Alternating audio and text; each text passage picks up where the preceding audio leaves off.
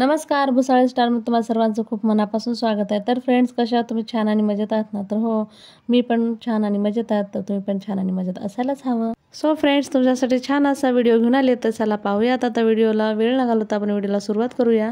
आज आपण मार्गशीर्ष महिन्यातील गुरुवारची पूजा विधी जाणून घेऊयात। मार्गशीर्ष गुरुवारी महालक्ष्मी व्रताची माहिती, पूजा कशा प्रकारे केली जाते व पूजा मांडणी कशी करतात, मार्गशीर्ष महिन्यातील गुरुवारची व्रत तसेच महालक्ष्मीचे महत्त्व याविषयी संपूर्ण माहिती पाहणार आहोत। मार्गशीर्ष महिना हिंदू धर्मात अत्यंत पवित्र मानला जातो।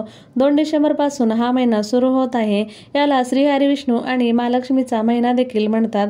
या महिन्यातील गुरुवारला खूप महत्त्व आहे। या महिन्यात महालक्ष्मी व्रत पाळणे घरात सुख समृद्धी आणि शांती नांदते।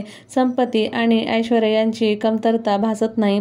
मनात ज्या काही इच्छा असतात त्या पूर्ण होतात। हे व्रत पुरुष, स्त्रिया, कुमारिका, विधवा कोणीही करू शकतात। मराठी वर्षामधील 9वा महिना म्हणजे मार्गशीर्ष। मार्गशीर्षातील प्रत्येक गुरुवार हा सवाष्ण महिलांसाठी विशेष असतो। या दिवशी वैभवलक्ष्मी किंवा महालक्ष्मीचे व्रत करून कुटुंबाला समाधान, शांती, ऐश्वर्य मिळावे अशी प्रार्थना केली जाते। या व्रताच्या दिवशी वैभवलक्ष्मी घटस्थापना करून शस्त्रोक्त पूजा केली जाते, तर शेवटच्या गुरुवारी व्रताचे उद्यापन केले जाते। याचे नियम आणि पूजा पद्धत जाणून घेऊया। मार्गशीर्ष गुरुवार व्रतकथा। मनातील सर्व इच्छा पूर्ण करण्याच्या हेतूने श्री महालक्ष्मी व्रत करण्याची पद्धत आहे। या व्रताची सुरुवात मार्गशीर्ष मासातील पहिल्या गुरुवारी होते आणि शेवटच्या गुरुवारी उद्यापन केलं जातं। परंतु जर कोणत्याही कारणास्तव मार्गशीर्ष मासी व्रत करण्यास जमले नाही, तर संपूर्ण श्रद्धेपूर्वक कोणत्याही महिन्याच्या पहिल्या गुरुवारापासून सुरू करावे व व्रताची सांगता मात्र मार्गशीर्ष मासाच्या शेवटच्या गुरुवारीच करावी। व्रताचे उद्यापन करावयाच्या दिवशी 7 सुवासिनी किंवा 7 कुमारिकांना घरी बोलावून त्यांच्यात महालक्ष्मी स्वरूप जाणून त्यांना हळदी कुंकू लावावे, मनोभावे नमस्कार करावा। नंतर पूजा, आरती, कहाणी करून प्रसाद म्हणून फळ व महालक्ष्मी व्रतकथा पोथीची एक प्रत प्रत्येकीला द्यावी।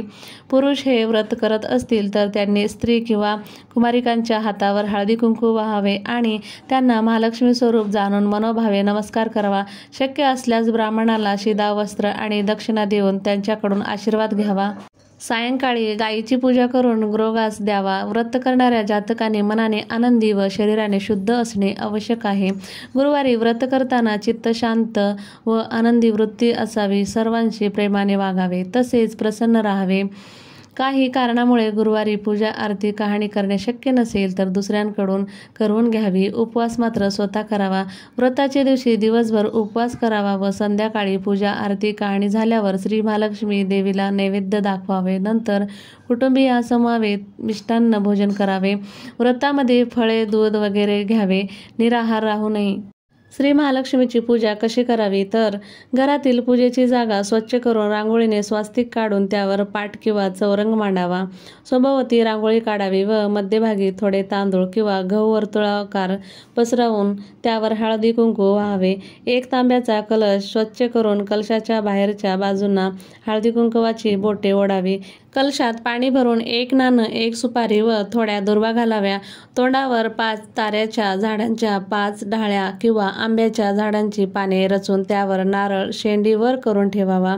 तांब्याला चौरंग पाटावर पसरलेल्या तांदूळाच्या किंवा गव्हाच्या वर्तुळावर मधोमध ठेवावा।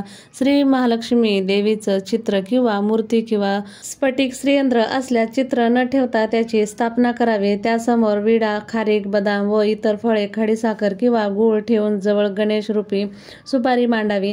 त्याजवळ 1 नाणं ठेवावं। हे नाणं उद्यापनापर्यंत पूजनास घ्यावयाचं व उद्यापनानंतर तिजोरीत किंवा कपाटात सांभाळून ठेवावं। पूजेची संपूर्ण मांडणी केल्यानंतर स्वतः आचमन करून श्री महालक्ष्मी मातेची पंचोपचार पूजा करावी। नैवेद्यासाठी केळे तसेच इतर फळे ठेवावी। एका वाटीत दूध नक्की ठेवावं। श्री महालक्ष्मी व्रताची कथा भक्तिभावाने वाचावी किंवा श्रवण करावे। नैवेद्य दाखवल्यावर श्री महालक्ष्मी देवीसमोर हात जोडून बसावे व श्री महालक्ष्मी नमनाष्टक म्हणावे। आपल्या मनातील इच्छा देवीला प्रार्थना करताना सांगावे। मग आरती करावी। संध्याकाळी श्री महालक्ष्मी देवीची पंचोपचार पूजा करून गोड पदार्थाचा नैवेद्य अर्पित करावा गायीसाठी वेगळ्याने नैवेद्य काढून सर्व कुटुंबियासह आनंदाने प्रसादासह भोजन करावे. दुसऱ्या दिवशी सकाळी स्नान केल्यावर तांब्यातील ढाळे घरात निरनिराळ्या 5 ठिकाणी ठेवून तांब्यातील पाणी नदी, विहिरी, तलाव किंवा तुळशी वृंदावनात ओतावे. नंतर पूजा केलेल्या ठिकाणी हळदी कुंकू वाहून श्री महालक्ष्मी देवीचे स्मरण करून नमस्कार करावा. मार्गशीर्ष गुरुवार पूजा. वर्षातून एकदा येणारे मार्गशीर्ष महिन्यातील गुरुवार आणि त्या दिवशी केले जाणारे व्रत वैकल्याला फार महत्त्व आहे. जाणून घ्या व्रताची संपूर्ण पूजाविधी. मार्गशीर्ष महिना हा व्रत वैकल्यासाठी खास असतो, कारण या महिन्यातील महालक्ष्मीचे व्रत सुखसमृद्धीकारक ठरतात. मार्गशीर्ष महिन्यातील गुरुवार, मार्गशीर्ष पौर्णिमा, दत्त जयंती या व्रत आणि सण उत्सवांनी हा महिना सर्वांच्या चेहऱ्यावर आनंद आणणारा आहे. मार्गशीर्ष गुरुवारी लक्ष्मी मातेची पूजा करू शकता. या दिवशी बऱ्याच स्त्रिया उपवास ठेवत असतात आणि लक्ष्मी मातेची पूजा करून कथेचे पठण आणि शेवटच्या गुरुवारी उद्यापन करतात. हे व्रत केल्याने मनातील इच्छा पूर्ण होतात, घरामध्ये सुख शांती लाभते. आपल्या घरी सुख शांती तसेच मनातील सर्व इच्छा आकांक्षा पूर्ण करायच्या असतील तर आपण या व्रताला पूर्ण मनोभावाने आणि विश्वासाने करावे. श्री महालक्ष्मी माता आपल्या कुटुंबावर आणि आपल्यावरही कायम कृपा करेल. महालक्ष्मी व्रत कसे करावे? पहाटे लवकर उठून आंघोळ करावी, स्वच्छ वस्त्र परिधान करावे व व्रताचा संकल्प घ्यावा. अंगणात आणि पूजेच्या ठिकाणी रांगोळी काढावी.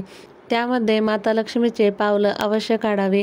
यानंतर माता लक्ष्मीचे आसन सजवावे. माता लक्ष्मीचे आसन किंवा सिंहासन सजवण्यासाठी आंब्याचे पानं, करवंदाचे पानं आणि भाताच्या पारंब्या वापरा. यानंतर कलश स्थापित करा. सर्वप्रथम कलश आणि गणेशाची पूजा करा. यानंतर लक्ष्मीची पूजा करावी. कलशाला हळद कुंकू लावून कलशात दुर्वा, 1 नाणं आणि सुपारी ठेवा. विड्याची पाने अथवा आंब्याची डहाळी पंचपत्री कलशावर ठेवा. त्यानंतर 1 नारळ ठेवा. चौरंगावर श्रीलक्ष्मी देवीचा फोटो किंवा लक्ष्मी श्रीयंत्र ठेवा. कलशापुढे विडा, खोबरे, खारीक, बदाम, इतर फळे, खडीसाखर किंवा गूळ ठेवा. माता लक्ष्मीला वेगवेगळे पदार्थ अर्पण करा. असे मानले जाते की मार्गशीर्ष महिन्यातील प्रत्येक गुरुवारी वेगवेगळे पदार्थ अर्पण केल्याने देवी लक्ष्मीची कृपा प्राप्त होते. संध्याकाळी पुन्हा माता लक्ष्मीची पूजा करा आणि दिवा लावा. घराबाहेर आणि अंगणातही दिवा ठेवा. पूजेनंतर प्रसाद वाटून द्यावा. मार्गशीर्ष महिन्यातील सर्व गुरुवार असे व्रत करावे आणि शेवटच्या दिवशी उद्यापन करावे. उद्यापनाच्या दिवशी ओळखीच्या किंवा आजूबाजूच्या महिलांना बोलावून त्यांना महालक्ष्मीचे पुस्तक, 1 केळे, 1 रुपया देऊन हळद कुंकू द्यावे. व्रत करणाऱ्यांनी ही काळजी घ्या. व्रतधारी स्त्रीने बुधवारी सूर्यास्तापासून शुक्रवारी सूर्योदयापर्यंत कांदा, लसूण, मांसाहार टाळावा. हे व्रत करणाऱ्या स्त्रियांनी केवळ पाणी, दूध आणि फळांचे सेवन करावे. रात्री कुटुंबासह मिष्टान्न व फलाहाराचे भोजन करावे. पूजा करताना आणि कहाणी वाचताना मन शांत आणि आनंदी असावं.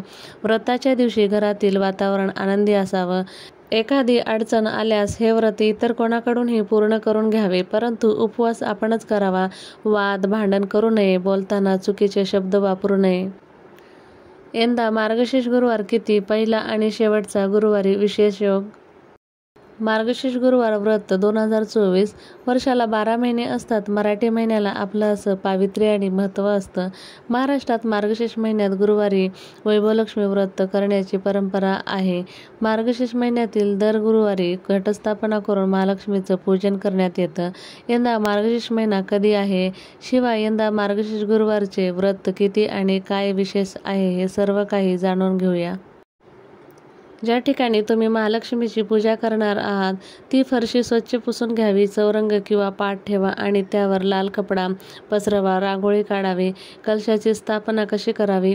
तांब्याचे भांडे घ्या. त्यात 1 रुपया, सुपारी आणि दुर्वा टाका. हळदी कुंकू, अक्षता टाकावा. कलशावर नारळ ठेवा. नारळाचे टोक वरच्या दिशेने असावे. कलशाभोवती 5 पान ठेवा.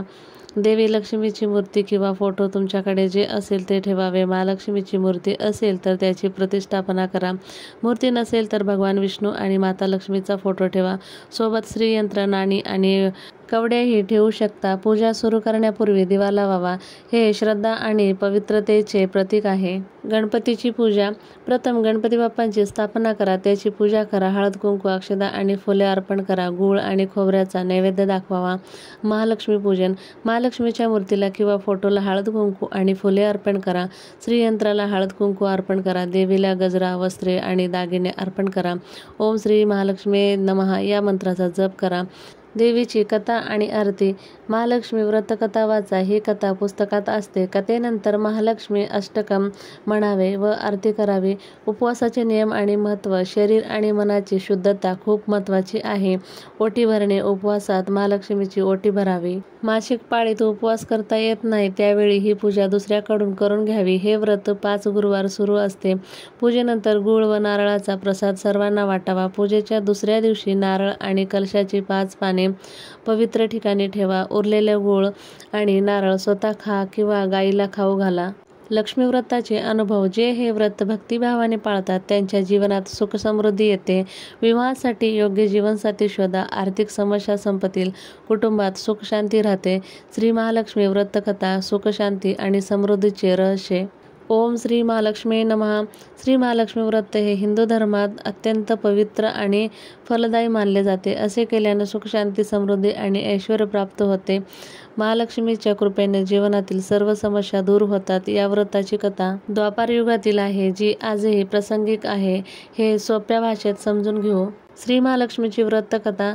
महालक्ष्मी जी अनेक नावाने ओळखली जाते. देवी पार्वती, सिंधू कन्या, गृहलक्ष्मी, राजलक्ष्मी, सावित्री, राधिका, पद्मा, चंद्रा आणि सुशीला या नावांनी तिची पूजा केली जाते. त्यांचे प्रत्येक रूप हे सुखसमृद्धी आणि ज्ञानाचे प्रतीक आहे. राजा भद्रश्वा आणि राणी चंद्रिका. द्वापार कालखंडात सौराष्ट्रावर राजा भद्रश्वाचे राज्य होते. तो एक शूर, धर्मनिष्ठ आणि ज्ञानी राजा होता. त्याची राणी चंद्रिका सुंदर होती आणि तिच्या पतीप्रती एकनिष्ठेचे उदाहरण होते. राजा आणि राणीला 7 मुले आणि शांबाला नावाची एक मुलगी होती. एके दिवशी देवी महालक्ष्मीने विचार केला की तिने राजाच्या महालात राहून त्याला आणि त्याच्या प्रजेला सुख शांती प्रदान करावी.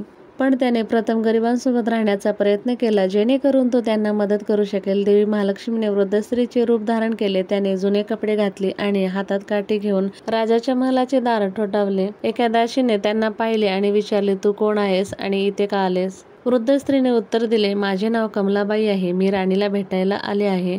दासी म्हणाली, राणी तुला राजवाड्यात जाऊ देणार नाही.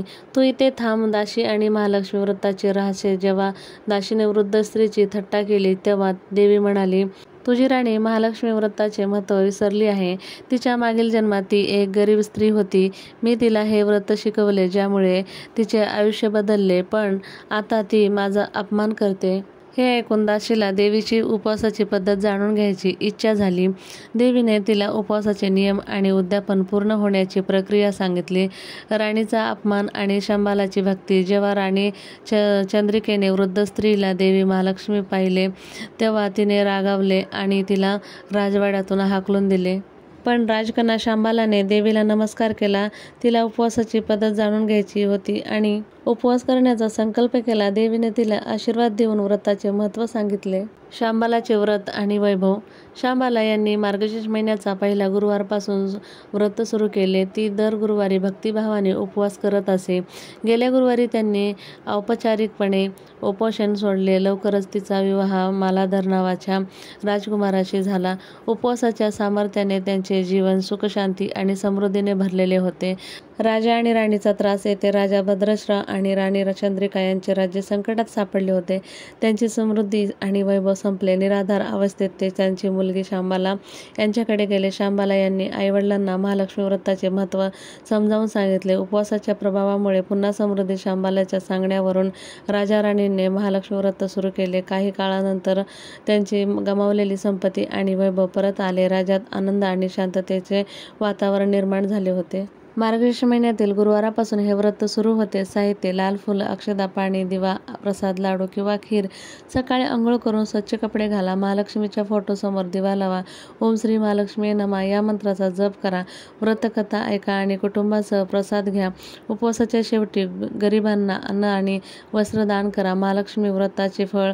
जो व्यक्ती भक्तिभावाने महालक्ष्मी व्रत पाळतो त्याला देवीची कृपा प्राप्त होते. धन, ऐश्वर्य, सुख, शांती यासोबतच कुटुंबात समृद्धी असते. संपत्ती मिळाल्यावरही अहंकार बाळगू नये. देवीची आराधना करावे व नित्य व्रत करावे. इतरांना मदत करणे आणि दान करणे हा महालक्ष्मी व्रताचा मुख्य उद्देश आहे. महालक्ष्मी व्रत ही एक दैवी परंपरा आहे जी केवळ संपत्तीच नाही तर मानसिक शांती आणि समृद्धी देखील देते. याचा जीवनात अवलंब केल्याने प्रत्येक व्यक्ती आपल्या समस्यावर उपाय शोधू शकतो. ओम श्री महालक्ष्मी नमः. सो फ्रेंड्स, माझा आजचा व्हिडिओ आवडला असेल तर माझ्या व्हिडिओला लाईक, शेअर अँड सबस्क्राईब नक्की करा आणि कमेंटमध्ये ओम श्री लक्ष्मी देवे नमः लिहायला विसरू नका. तर भेटूयात असे एका नवीन आणि इंटरेस्टिंग व्हिडिओमध्ये. तोपर्यंतसाठी बाय बाय. थँक्यू.